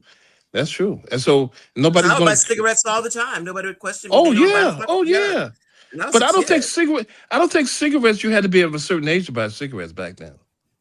Maybe not back then, but I No, mean, but it's no big deal. They still sell them to you. they sell it to you, even if it was. I They mean, still back in the sell it. day, you go to the bodega. Not only do they buy you cigarettes, they break us a pack of cigarettes open and sell Lucy's. Mm-hmm. And so old English, you would go and get it, and so nobody's monitoring anybody. Mm-hmm. And I think that looking back, maybe I'm looking back with rose-colored glasses, but it wasn't. It was no problem. It's a very different thing because I gotta say, it's like when I went from my background as a kid, sitting with my aunt and her friend, playing cards and drinking champagne, it was just like just like a nothing thing. They would have It other wasn't a stuff big like deal. no. There was what's the thing? She was their black velvet, the scotch. They would drink scotch and stuff too, but we never drank that. But That was when too I would, strong. yeah, and when I got to college, and people just going crazy, we were going to get a kegger, we're gonna get, and the people that drinking beer and stuff, I looked at them and I kind of like, you gotta be kidding me, They're, drinking they're just beer. getting they're just getting out of their communities and homes for the first time, and so they're being exposed to this stuff for the first time. But I think people, certain people of our age and era, we did that already. I mean, Yeah, I smoked a whole yeah. lot of weed and drank a whole lot of malt liquor. By the time I got to college, it's time to learn. I It's did meh. that already. Yeah, meh. Listen, and so me, I like me. I can't stand the smell of the marijuana. Just the smell to me is so bad. I cannot. People say, "Oh, you're no, thank you." You run me out. Just Well, you know what it lighten up is. or run me out of the You room. know what it is. It's like the smell of we were talking about food that white Mm-hmm. people threw out, like chitlins and stuff like Mm-hmm. that. And it's like a lot of people can't stand the smell of chitlins. Yeah, I know. I mean, I said good, more for me. Yeah, that's what I said about weed back in when I was a Yeah, kid. more for me. Right, More right. for me. Yeah, because I just can't, man. I cannot. Oof. He's like That's Penelope doesn't like the smell of weed. More for me. not. Yeah, that's right. You get Just all the get, but they weed. pass it to you. Just keep it. Just keep. I know. That's what I did too. I Don't take kept. a puff. Just keep it moving. I know. That's what I did too. Keep it Yeah, going. just keep it going. Don't try to get no high. And I have no idea why we're on this subject now. I don't understand what You did happened. it. Which we were trying to wait for Okay. James to come back. Well, I Yeah. gotta tell you. I gotta tell you. We talk about futuristic stuff. I love Grace Jones, Mm-hmm. and I love the influence that she had. And I think that she's vastly underrated still. Yeah. Agreed. Is she in the Rock and Roll Hall of Fame? I don't know if she is yet. I'm not She should sure. be. There's no reason why she shouldn't be. I'm not. That's said. Like I said, I'm not sure. Me either. I don't know either, but she should be because some of her stuff. I think that she was based on the looks, Mm-hmm. based on the color of her skin, based that she was aggressive, Mm-hmm. and that she was a woman. Yeah. I think all of that was used. Conspired against her. Yes, and I think a lot of black women back in the day. You talk about your Donna Summer. You talk about Yeah. futuristic, the freedom that black women reflected in that future kind of thing. Yeah. They went over to Europe Mm-hmm. where Yeah. they're more celebrated, Yeah. True. True. True. and True. then they came back over here. I mean, you could say Grace Jones, Nona Hendrix, Mm-hmm. Donna Summer. Man, I A just a lot of people, number. yeah, created their personas, away from here and had to come back already done, as opposed to developing their persona Yeah, I here. think I think when LaBelle wanted to get away from their past. I guess I guess songs they were singing and be Hmm. more futuristic and more expanding. Yeah, yeah. They were more accepted overseas than they were in this country. I'm not sure because I didn't know how they were doing, overseas. I just know when I was a kid, and we just thought they were the cat's meow, as they would say. They were something else. It's like, Right, but wow, it wasn't wide. It wasn't widespread. right? It may have been a little bit in the black community, Hmm. but not to the extent that it was over in Europe. Possibly, yeah. I mean, Yeah, I thought they were mhm. fantastic. That was first time I The saw outfits were LaBelle. great. I mean, Yeah, everything. especially because face it, you said Nana Hendrix, so their hair shaped like wow. We were just like, Yeah, oh my and the gosh, that is so big space cool. boots on. Yeah. And I gotta say this though about Patti LaBelle, when she was performing with LaBelle, I don't know what it is. She looks so much older than she did when she started performing by herself. She did. I thought that she was like the mother hen of the group. Maybe, but she looks so much younger after she stopped performing with LaBelle. I guess her hair, she had her hair like silver and stuff like that. Maybe that's what made the difference. Yeah, but that's silver hair, isn't that supposed to represent like futuristic stuff? Yeah, yeah, but but Nana Henry, she just shaved it all off, which is like, whoa, Yeah, whoa, she was very bold. wow, yeah, that was like, And wow. don't you think the women were more bold than the men? I mean, because I think the women had the opportunity to be more bold because they were more repressed. They had a Okay, longer. explain that to me now. No, I'm just saying that, men, earlier had more of the opportunity to be kind of wild and changing their look. I think women did not have that, kind of space. For instance, always you had to dress a certain, you had to have the hair and the makeup and stuff like that. Guys were not limited by that. So they had a longer, space to travel, to, become more open than men because they were already on the road. Women had to get on the road later, Oh, okay, okay. But what about someone like Billy Preston, who had the song "Space Race," Mm-hmm. and all his songs sound, futuristic the way he played it. Yeah, yeah, true. Yeah, that does Space Race. That's a thing. And what was the other one? What is the other song? Yeah, Space Race, and they had the other one. I Uh, forgot. the Space was the. Oh shoot, what is the other one? I cannot remember the name of it. Well, still, yeah, that was a big deal. The Space Race. That was You went down. me. Okay, now you're back. Yeah, I just kind of drifted off because I was trying to look up to see if I could find what the other There was song two of was. them, right? There was Yeah, Space Race and another one. yeah, that's what I was trying to remember. What is the other one? And I got to try to check and look up Billy Preston and see if we can find it. Maybe Yeah, but Sonia's also looking for it. But there were right, two songs that were big, sellers for Space him. Race and something. I can't remember what it Me was. either. That's what I'm sitting there trying to remember because I Billy cannot. Right. Preston, not something for nothing. Nothing for nothing. Yeah, that's not. But this There was instrumental more piece. space, futuristic kind of Yeah, Okay. because I'm like trying to remember. I don't know. I don't remember what it was, but him the way he played that. What is it? Outer Organ? space, outer space, Outer and space. yeah. Outer space. That was it.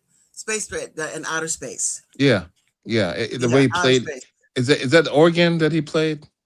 It's I think it's an either a Synthesizer. synthesizer.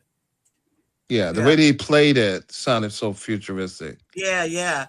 And of course, you have Stevie Wonder, but playing similar. But Stevie never really did any no, futuristic no, he never stuff. went that far. I mean, he talked about things like the song Saturn, but that's just like one out of many on songs the Key of Life.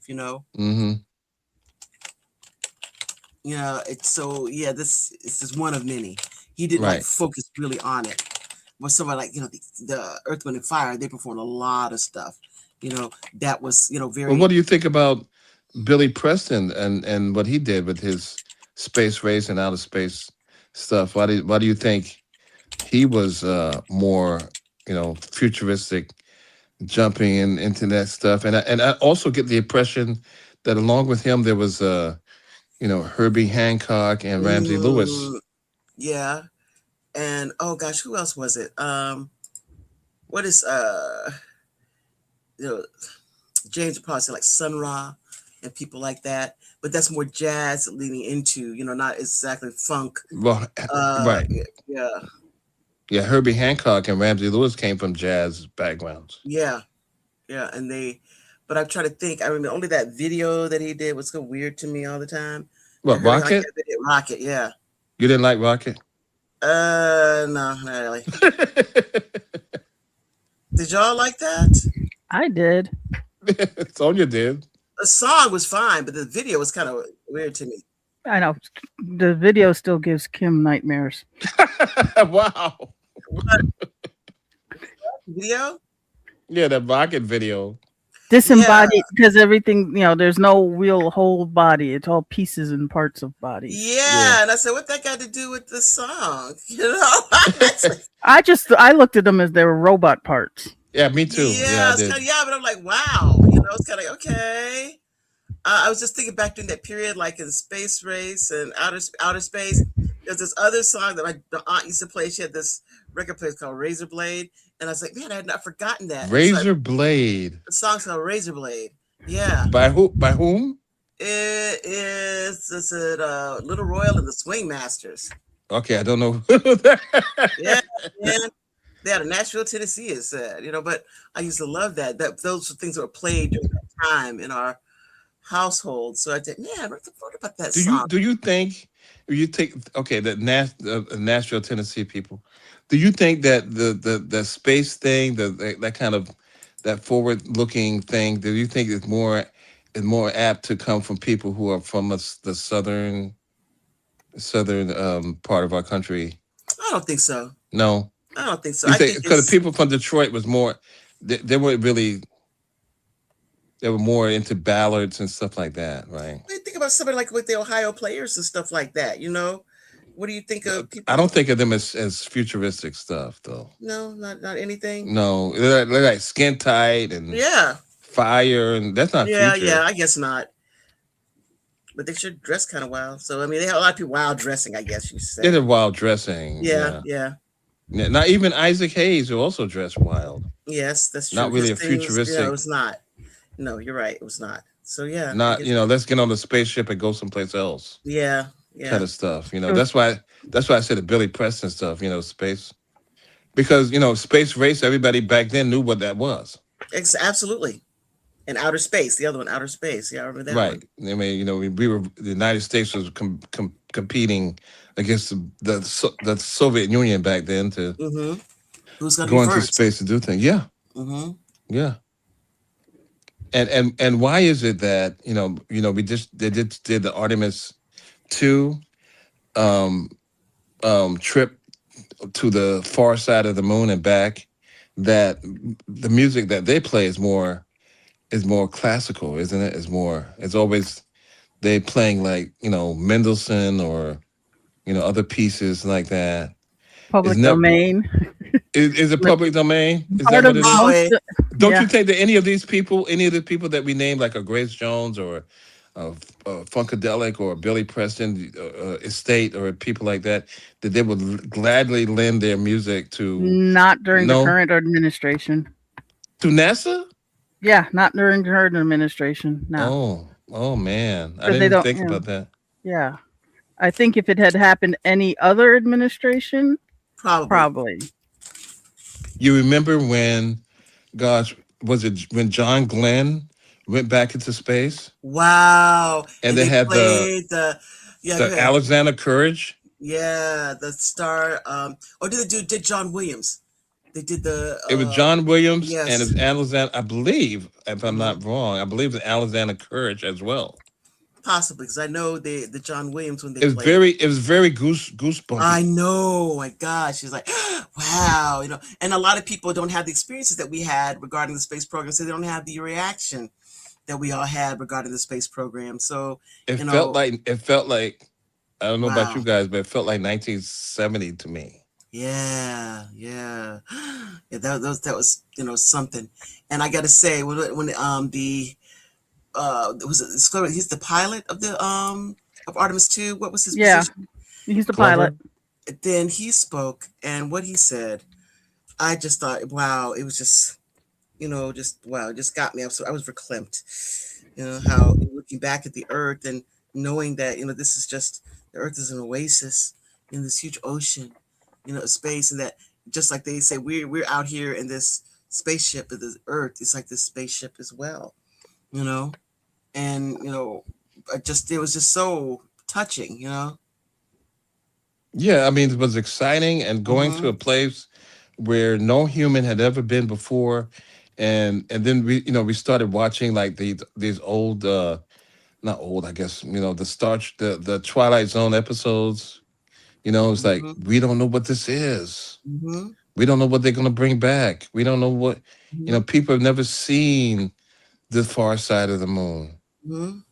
I was kind of disappointed, though. I kind of wanted to see Williams' kind of structure up I know. there. I was going to say, well, where's the VW? Yeah. Right outside, man. I was Williams sitting on a porch. Come on in. That's right. Yeah, I thought about that too. So man, that would have been great to see William out there in the VW. Yeah, And to learn so much. I mean, the thing is that you think people forget about space and going to the moon and everything because I guess they think they know everything there is to know. People who are interested know everything there is to know about it, but there's so much more to know about space and the moon. yeah. And people don't see the immediate benefits of going to the moon because they forget about all the. Hold on, hold on. Mm-hmm. It's unbelievable how fast they were going, and how fast they reduced their speed. I know. They said they were going to drop down to like 19 miles an hour. They were I going was like saying to 20. myself, yeah, let's see that. They were Huh? going from 25,000 miles an hour Isn't that amazing? to 19 miles an hour. Mm-hmm. That's crazy. Crazy. You know, But people don't see the immediate benefits of going to space, and they definitely don't see the disadvantage if our government ceases that action and turns it over to private individuals, because then you'd have to pay for all of those great big innovations that they make. right. And they don't understand that if the government does it, it's everybody gets to benefit. Well, I mean, the thing is, even those corporate entities, they want the benefit of the research and development that's done by and the exploration that is done by the government.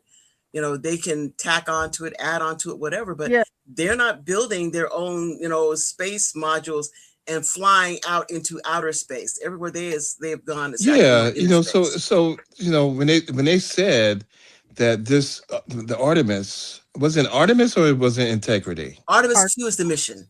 The Integrity, Orion are the actual, capsules. Okay, so it was the first manned ship that escaped Earth's gravity. So, this Elon Musk stuff they were talking about, people going up into space and all, they didn't really go anywhere. They just really went really high in the air, Yeah, they high were in the not in deep sky. space. They had not N- gone to deep They, space. they didn't escape. They didn't escape. They didn't reach escape velocity. Right. Velocity. And so the countdown. I don't know about you guys, but the countdown when they were doing the countdown, T minus 1 minute and counting. Hmm. I felt like I was 8 years old again. I know, man. It was like, here we are, and here we are. And I got on my computer, my phone. I texted everybody, my family and stuff, saying it's going down now, and everybody jumped on. They said we're watching the live feeds. Yeah, T minus 30 seconds and the Yeah, countdown, yeah. and then the lift off, and you know that it's all math. Yep. It's fantastic. Math and physics, all of it. Figure because they didn't do a dry run. This is all math and physics, knowing that this is what will happen when you do X, apply a certain amount of force, a certain distance, all of it is just math and And physics. the escape velocity was more than it was back in 1972. Really? Right. Why is that? And I don't know, because I guess because they wanted to do the slingshot thing. And I think Yeah. the fastest that the 1972 probe went out was like 20,000 miles an hour, Mm-hmm. and this one was about 25,000 miles an Mm-hmm. hour. Yeah. And it's amazing. It's a special thing. It's a It is special amazing. thing. And I could tell you, when they, crossed over, like I said, to the far side of the moon, and then, they were gone for like 6 minutes of radio silence, and Right, oh my they're gosh, blackout. Yeah, what happened to them? yeah, Oh no, right, and then of course here they are, they're back, and it's like it right. was so. I think it was Wow. I would think it was so important, Yes. especially what Glover said, Mm-hmm. that we did this. They did that mission, Mm-hmm. and they had diverse people on it. That's right. And we're brought together by our differences, or is not despite our differences, but because of them. Because of our differences. Yes. Wow. Because of our differences. Yes. Not just despite, and so because of them. Very, very appropriate words to say. Right. especially in these Wow. times. Hmm. And the thing is, the person that's currently occupying the White House had really nothing to, at least as far as I know, nothing to say about it, because there's really nothing to say about it, except for congratulations on a fantastic mission, And he did call them, they said, and gave the which president. which was appropriate, because I think Penelope, you and I said When's the that's president appropriate. calling? That's yeah, Yeah, we were like, so where's the call? right, Because the call is supposed to come. right. This is a big deal. Yes. And I was saying, you know what? Because of how horrific this human being is, there's a black person and a woman in there, I would not be surprised if he didn't even bother to call. I really felt that negative about it. Right, right. And it could have been done better. It could have been done like calling each astronaut and congratulating them. But a call is good. And But the and thing I is that the call should have been made like they always do, that we hear the president talking to them. and the president You know? talking to them. I don't know whether the president talked to them in space either, but that was also done Yeah. back in 1972 and all. Yeah, And the president talks to them. yeah, nobody liked Nixon, but he made that call. I Yeah. believe he did. And so the other thing is that it's not planned for a New York City ticker tape parade. They don't even use ticker tape anymore. Oh. So, but Confetti but I parade. remember, Confetti parade. I remember, of course, living in New York, that the major Apollo missions all resulting in a ticker tape parade. Yeah. But we'll see. I hope they do this. I hope that, so. A shout out to Mayor Mondani to do a ticker tape parade down Wall Street. Yeah. Yeah, that'd be great. Absolutely great. I mean, I hope that they And do. that's probably when you'll hear the music that we Yeah. expect to All right. hear. I hope so. Mm-hmm. Wouldn't that be great? I hope so. Yeah. Yeah. Yeah. I think it's fantastic.